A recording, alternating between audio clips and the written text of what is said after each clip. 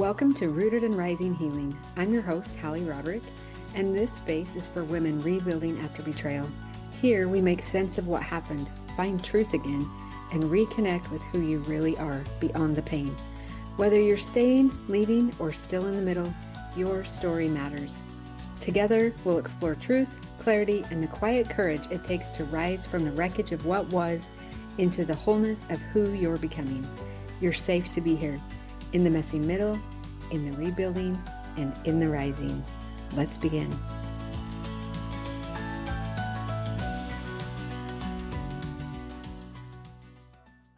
If you're a mom or a daughter and you've ever felt that quiet desire for deeper connection between you, but you don't want it to feel forced or uncomfortable, I want to invite you into something really special. It's called Becoming Together, a mother-daughter retreat in Sedona, Arizona, happening September 8th through the 12th, that I'm hosting alongside my own daughters. This experience is really close to our hearts because we understand that every mother-daughter relationship is unique and it's not always perfect. And this isn't about fixing anything. It's about creating a space to soften, to breathe, and to connect in your own way. Over a few beautiful days in Sedona, we'll guide you through experiences like breathwork, sound baths, mindful movement, even a vortex hike, and of course, nourishing meals. Each of us bringing our own gifts to support you, while also honoring your individual journey. There's no pressure to open up before you're ready, no expectation to be anything other than yourself, just a safe, supportive space to reconnect with yourself, with each other, and with something greater. If you feel even the smallest pull, you can find more information in the show notes, because you don't have to have a perfect relationship to begin becoming together. Welcome to today's episode of the Rooted and Rising podcast. I'm excited that you're here today because I have an amazing guest that I have been looking forward to this conversation. Today I'm welcoming Natasha Ramlall, who works with high-functioning, capable women who feel the ground cracking beneath them after a difficult life transition or an awakening to a mismatched life. When I read that, I was like, yep, that's what a lot of my listeners are doing. So Natasha is an embodied integration coach, and she guides her clients back into a deeper experience of your humanness to heal, expand, and evolve from an identity rupture and navigate the space between who you were and who you are becoming. And when I saw your name come across my email, I was like, yep, that's exactly what the listeners in my audience are experiencing too. So welcome, Natasha. Thanks for joining me. Thank you. I'm very happy to be here. Yeah, what else should our audience know about you before we jump into our conversation? Well, one thing before we jump in, I would just love to say is that I absolutely love your show music. The music that starts your show, I really felt it. It dropped me into a place and I could feel all those good circular emotions right in my chest. So that's something to know about me. Music is one of my love languages. I really value it. And I really think that a particular piece of music can be a way into embodiment. So I just wanted to acknowledge that I really love the music that you've chosen for your show. Thank you. It's funny as you say that because I listened to your audio that we'll put a link in the show notes for my audience to listen to, but I listened to it this morning. And as I was listening to it, I was like, man, I need to ask her what this song is. I love this song. Oh, isn't that funny? Okay, so we're cut from the same cloth in terms of our musical taste, which is lovely to know. So other than that, I think it's probably good to understand that I'm coming at this idea of healing and expansion and evolution of ourselves, of our identity, really at the intersection of embodiment and spirituality. I think that we are sort of at a place in the evolution of humanity as a whole, like our collective is at a place where we're being called into a new way of being in our lives. And these transitions, such as betrayal, a significant relationship ending, it's really an opportunity to go deeper within and do some of the work that can ultimately change that orientation to life. And I think that we're really conditioned to move into management mode and really approach our discomfort, our sadness, our rage, whatever the emotions may be, from a place of like looking at the external and how can I fix this and control it and manage it in order to distract myself from what's going on the inside. And if we allow ourselves to take the time and the space to really be with that internal transformation, I think that there is a beautiful purpose to the pain. And I know that if you're in the muck of it, that may not feel good to hear, but I think that overall, most women coming through difficult experiences can usually reflect back on them and find some sort of lesson that has served them moving forward. And I think that's a really valuable thing for people to remember when they're in that identity rupture, messy middle part. Yeah.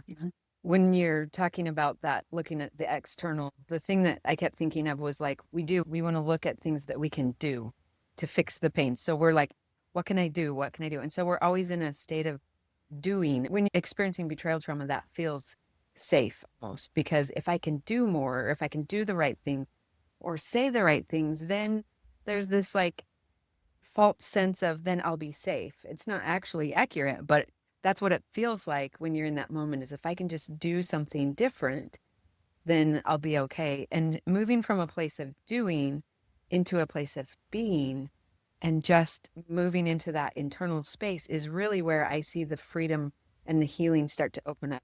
Whether women choose to stay in the relationship or choose to go, I think this is a really important transition, because even if you stay, I believe there's a movement that needs to happen in the relationship where you move into more of a secure anchor of who you are.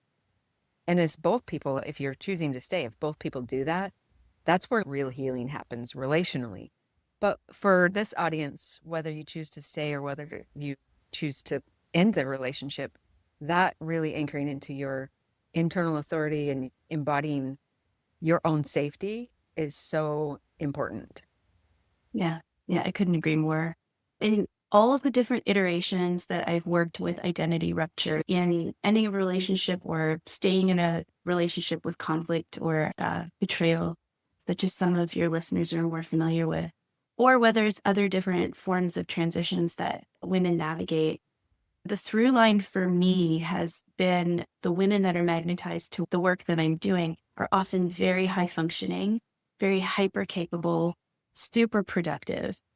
And so the identity rupture piece hits a little bit differently for this sort of personality type. But that's a gentle way to say it. This protected patterns and survival mechanisms is more accurate.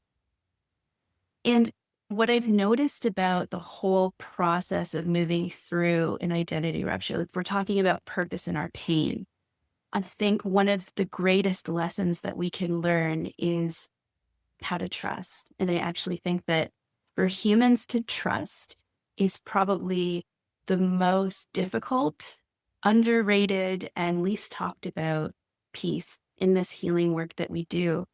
And it's trust at different levels. Self-trust.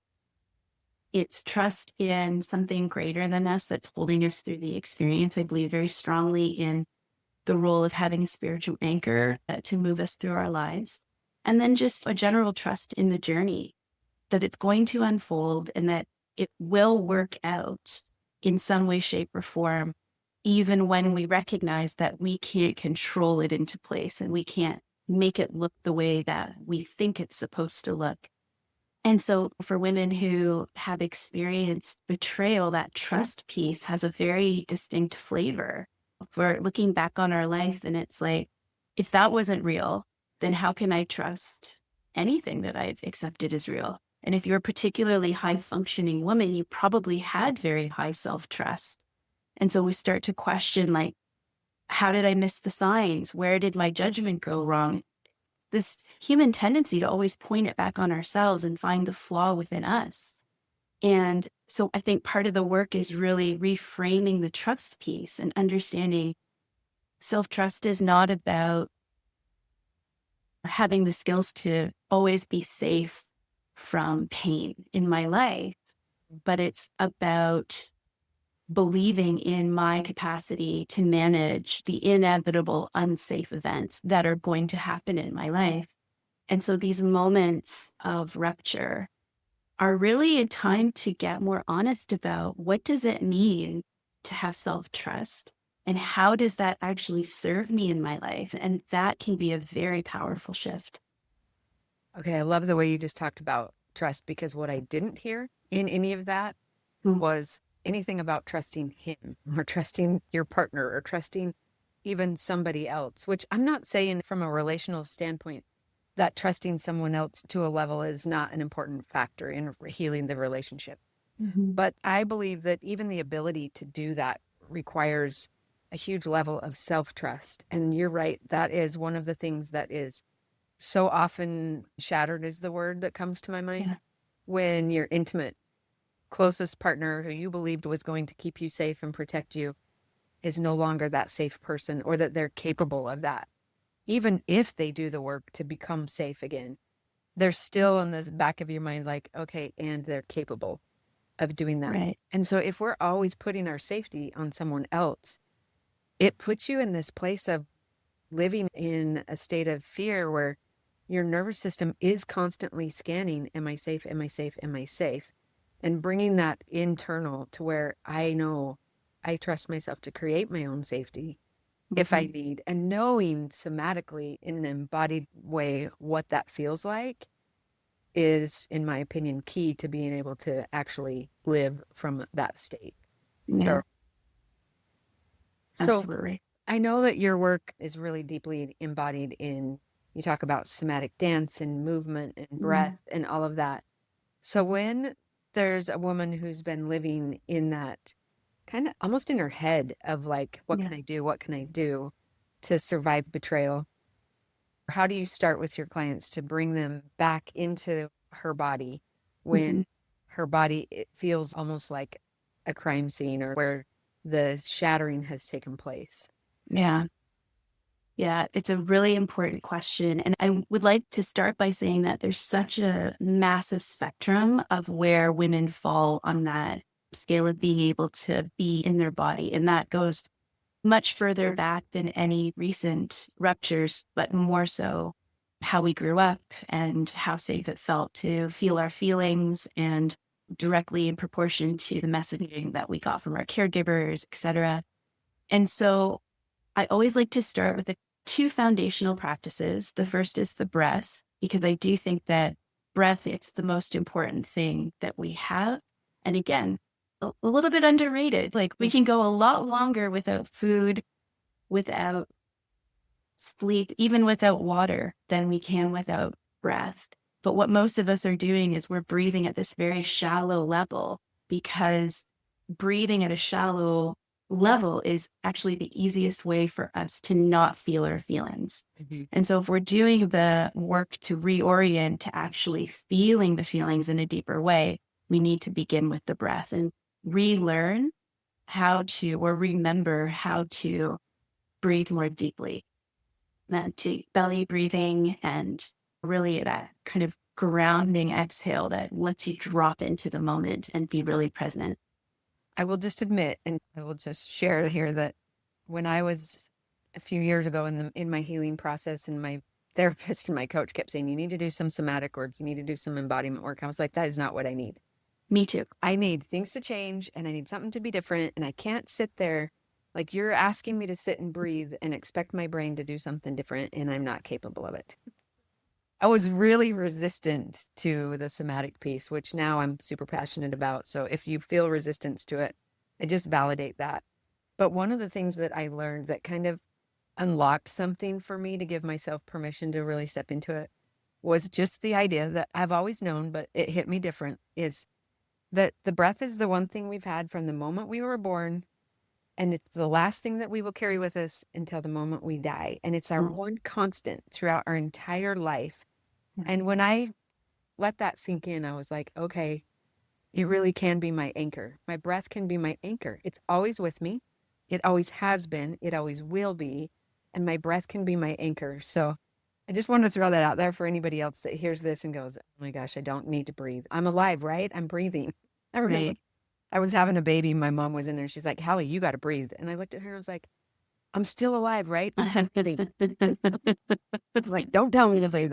I'm alive. So I'm breathing. But how we breathe really does make a difference. So, Yeah, absolutely. That's a beautiful way of framing it.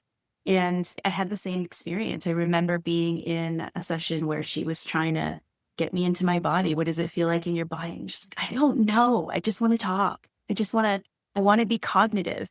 And I find that that is a pattern with a lot of the women I work with. And it's an interesting pattern that I see that when we're about to touch into something, they jump into story and try to escape the feeling of it. I think that's where the awareness piece comes in, is understanding the value of doing something that feels really difficult and really hard for someone in the beginning. And with the breath, one thing that I've noticed in my own experience is that it's like when you haven't been drinking enough water, and then you intentionally make sure you're getting your 8 glasses a day or whatever. And then you start to notice that you crave water, right? And it becomes much easier to get the water in. And I find the same thing happens with breath. When you start intentionally setting 3 times a day or having a trigger that reminds you to just stop and take a deep breath for a minute or two, your body starts feeling the need to just stop and take a deep breath. Like it leads you. And so it's almost like if you're willing, and again, back to the trust piece, if you're willing to trust that the breath is important enough to spend a little bit of time on, eventually your body takes the lead and it reminds you how awful it feels to be shallow breathing. And it becomes almost intolerable and you become really sensitive to those moments where you're stressed out, maybe your blood pressure is a little bit higher, and you notice, wow, my breathing is so shallow right now. And you check in a way that previously you may not have because your default setting is that shallow breathing. So that's one of the foundational tools. The other one is resourcing. And resourcing is really an act of coming into the felt experience of your body. So reacquainting yourself with what it feels like on the inside of your body experientially. And again, that's about slowing down and getting present and connecting to the breath. And again, it exists on a spectrum of how difficult it is to actually learn the skill of resourcing. For some women, it's quite easy. For some women, it can take months and months of practice, just depending on how safe it feels to inhabit your body. But the practice is really foundational because when you have that anchor of safety that you can create within yourself with just a little bit of focused attention, then you have that anchor to come back to when you're feeling dysregulated, when you're experiencing emotions that feel like they're taking over, they're in the driver's seat. You can bring yourself back into a place of agency, a little bit of calm, and feel like, okay, I can handle my life. I can handle my life. And also that's the practice where we grow our capacity to be with our feelings. So if we have particular emotions that have always been incredibly difficult to feel and so off limits, we really avoid them at all costs, we can reintroduce a connection to those emotions, but we need to do it at the pace of safety. And so I would say that really begins with this practice of resourcing. And for your listeners, if they're interested, you had mentioned the audio. I think that's a really great starting point if people are curious to learn about resourcing. It's about 20 minutes. It's my voice, and I'm just guiding you into the process of landing in your body. mm-hmm. And you don't have to be at any particular level of experience with this. It's to meet you where you're at, as long as you can breathe and find a little bit of time for yourself. It's a valuable practice. So yeah, I would say starting with those 2 things is really important. Yeah. And something when I listened to your audio that it was another light bulb moment for me because I do a lot of meditation, guided meditation and things like that. I look at it as I'm training my brain to think about what I want it to think about when I want it to think about. So it's kind of like going to the gym for my brain for me. Right. But you said something that really struck me in your audio, and it was that meditation sometimes takes us to another place. And what your practice was doing was, I think you call it embodiment and bringing you into your body. And I was like, okay, I love that reframe. Maybe there's 2 separate things here. Meditation, which is purposefully taking you somewhere else. but embodiment, where you are really tuning into your body and landing back in to your body. So I loved all the visualizations and the guidance that comes in the audio. So I hope my audience will download it and just get a little small taste of what embodiment actually feels like in a supported way. It was beautiful. Thank you. And I think what you're naming is really important, because often we think if we're listening to an audio, some form of meditation, right? But there's actually a very important nuanced difference between the two. As you said, meditation is really about going out of the body and experiencing something bigger than the body. And almost the point of it is to get out of the human experience and be into a more spiritual place of unity and oneness.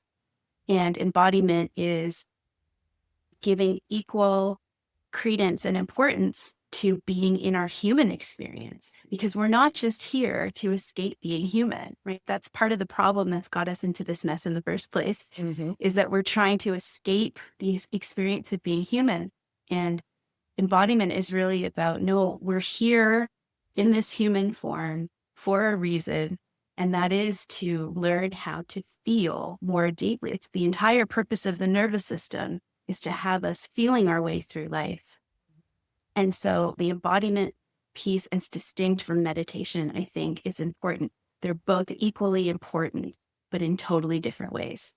What I was thinking about is that when we have resistance to doing some of this somatic work, I think one thing that we like to wish is that we would never have the trigger or the activation, that at some point that's not going to happen to us anymore. And I think in some ways, the more somatic work we do, some of those triggers maybe will minimize and they don't have the impact on us as they once did.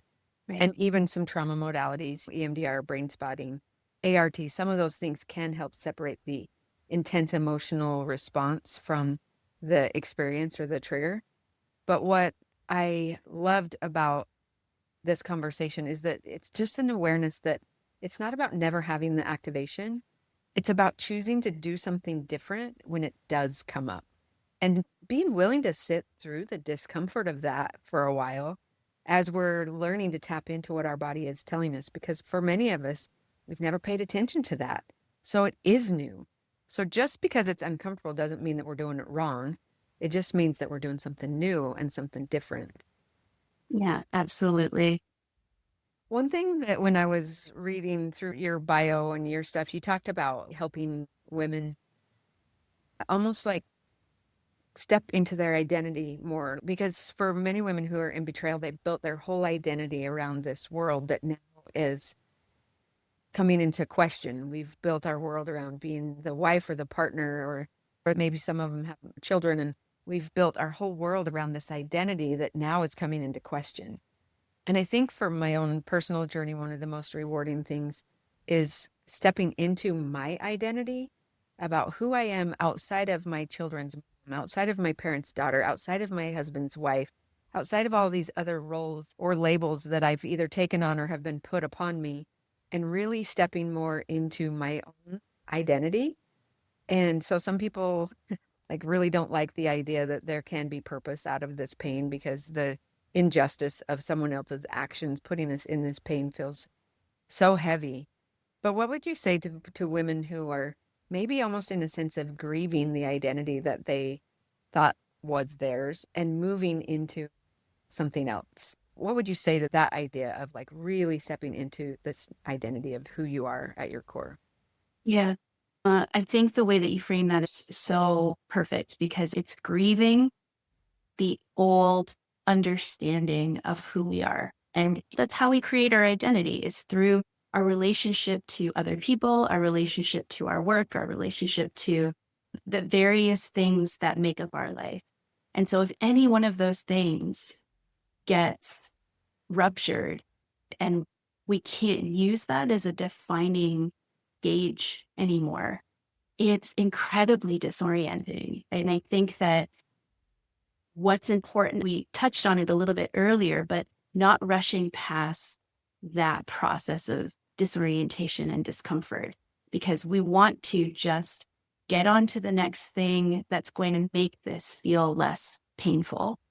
And if we don't allow ourselves to have the time and space to really land in the experience and all that there is for us to understand and learn from what's happened, we just risk repeating another version of what's happened in the next thing that we rush into.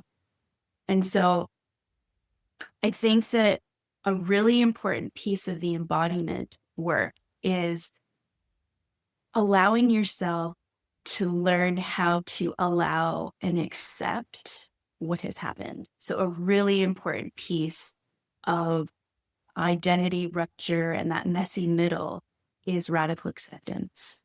And that, as you alluded to, is a really, really hard ask for somebody who has trusted in another person, made promises, and been betrayed. But at the end of the day, it is all our choice whether we're going to use the terrible things that have happened to us in order to evolve our identity into something truer and something that feels more aligned with who we want to be in the world, or if we're going to allow it to pull us into a more victim mentality and just fall apart. And I would also like to name that sometimes we just don't have the capacity. And that's why seeking support and finding help in those moments is also incredibly important. Community care and working with a professional and all of those different things are so important. But I think that it's a process, right? Because we probably can't accept what's happened initially, but what we can practice doing in our embodiment work is allowing all of those different voices to come in, all of the critics, all of the old triggers and wounds, all of those voices, all of those different parts that are hurt by what's happened, and giving them a space to exist and express without judging them. There's this Buddhist concept about the second arrow. It's just this idea that the first arrow is our reaction to something, and it's really out of our control. That's the human part. That's the part that we can't expect to change. And thinking that we're going to change that and we're going to heal ourselves from being human, that's an illusion because there's no medicine for being human. It comes with the territory. So that first arrow is the reaction. But then there's a second arrow, and that's the judgment piece. And the judgment piece is the unnecessary suffering that we bring to a situation by piling on ourselves. Like you feel embarrassed, and then you judge yourself for feeling embarrassed. The embarrassment is going to happen. And that's the feeling that we want to learn how to hold and have capacity for and sit with. But the part of you that's judging yourself for being embarrassed and saying you shouldn't, this is pathetic, like get out of it, or whatever the inner critic is shouting, that is the part that we want to learn how to turn down the volume on, because that's not serving us. And it's not a necessary part of the experience. It's the resistance piece, right? I think that allowing the experience, allowing all of the feelings, allowing the pain, the difficulty, and all of the different parts that are coming in is a really important part of the work. And that is the path back to self-trust. That is the path back to learning who you really are when you are basing your identity in something from within rather than in relation to all of the external factors that you were using before. Yeah. It's almost like the relationship to the embarrassment or relationship to the feelings of unworthiness or whatever, if we can shift that and expand our capacity. When you were talking about radical acceptance, I was thinking about how that's not usually a one-time job too. It's like, okay, I'm going to move into radical acceptance and then I'll never look back. Because acceptance in a lot of the things I've looked at with grief is part of the grief cycle. And I think cycle is an important part of that to remember that space of being in radical acceptance, we might move into it and then we might get hit by another wave of anger or another wave of sadness or whatever comes after that.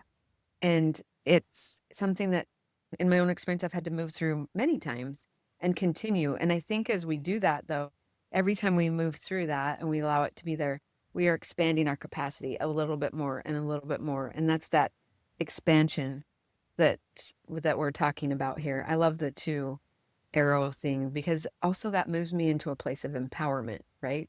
The first thing I can't change, but what I do after that and how I choose to respond, I do have control of. And it's that concept too of fault versus responsibility. It's not my fault that I'm in this pain. Right.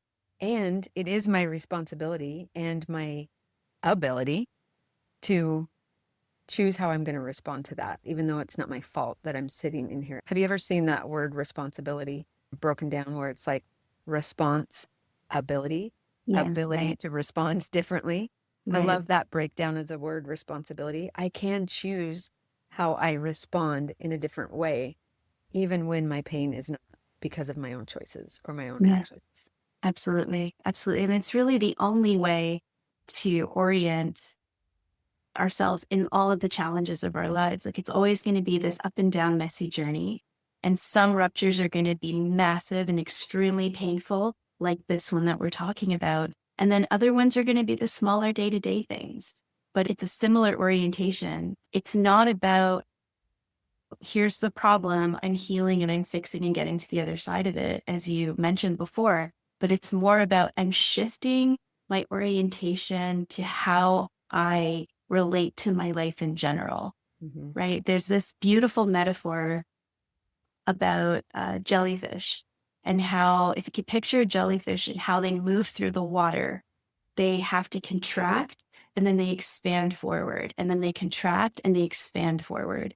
And I love this visual for us and how we move through our lives, and that orientation. We can't propel ourselves forward without the contraction.